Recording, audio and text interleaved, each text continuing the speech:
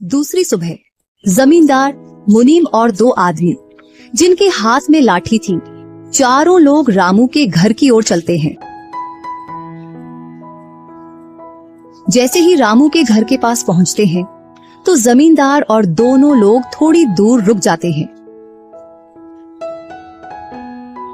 अरे रामू भैया, बाहर निकलो, मैं पास ही के गांव से आया हूँ। जरूर, जमींदार होगा। मैं आज गेट खोलूंगा ही नहीं। मैं तुम्हारी ससुराल से आया हूँ। तुम्हारे ससुर साहब ने तुम्हारे लिए कुछ रुपए और कुछ आभूषण भेजे हैं, क्योंकि बुढ़ापे की वजह से उनसे यहाँ तक आने की नहीं बन पा रही थी, इस वजह से उन्होंने मुझे भेजा है। इतना सुन रामू के मन में लालच आ जाता है और वे फटाक से गेट खोल देता है। कहाँ है पैसे और धन? क्या तुम्हारा ही नाम रामू है?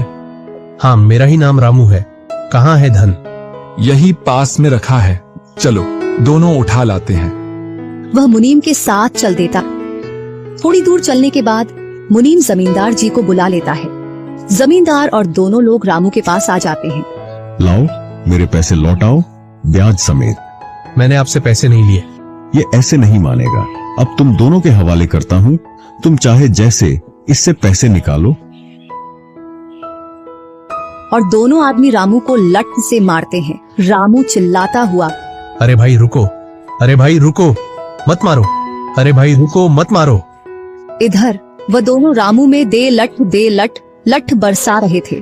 तभी राजू गेट खोलकर देखता है तो रामू पर कुछ लोग लठ से वार कर रहे थे। तो वह दौड़कर उनके पास आता है और बोलता है, अरे भाई रुको। इस रामू ने आज से 5 महीने पहले मुझसे पैसे लिए थे। जब लौटाने की बारी आई तो बहाने कर रहा था। कितने पैसे हैं? 2000। रुको, मैं लाता हूँ।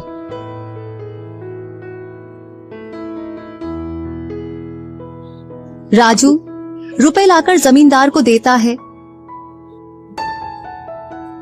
और जमींदार और उसके साथी वहां से चले जाते हैं। इधर रामू भी अपने घर में चला जाता है और राजू भी।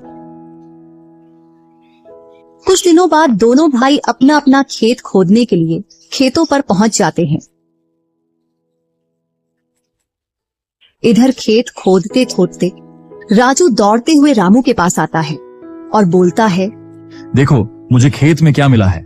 राजू के हाथ में हीरा देखकर रामू के मन में लालच आ जाता है और वह मन ही मन सोचता है, इसके खेत में तो और भी हीरा हो सकते हैं। क्यों ना मैं इसको मेरा वाला खेत दे दूं और इसका खेत में रख लूं, जिससे मेरे पास भी बहुत सारे हीरे हो जाएंगे। मैं क्या बोल रहा था, क्यों ना तू मेरे वाले खेत पर फसल कर ले और मैं तेरे वाले पर। इतने दिनों से तू कम जगह पर कर रहा था। और रामू राजू वाले हिस्से को खोदने लग जाता है।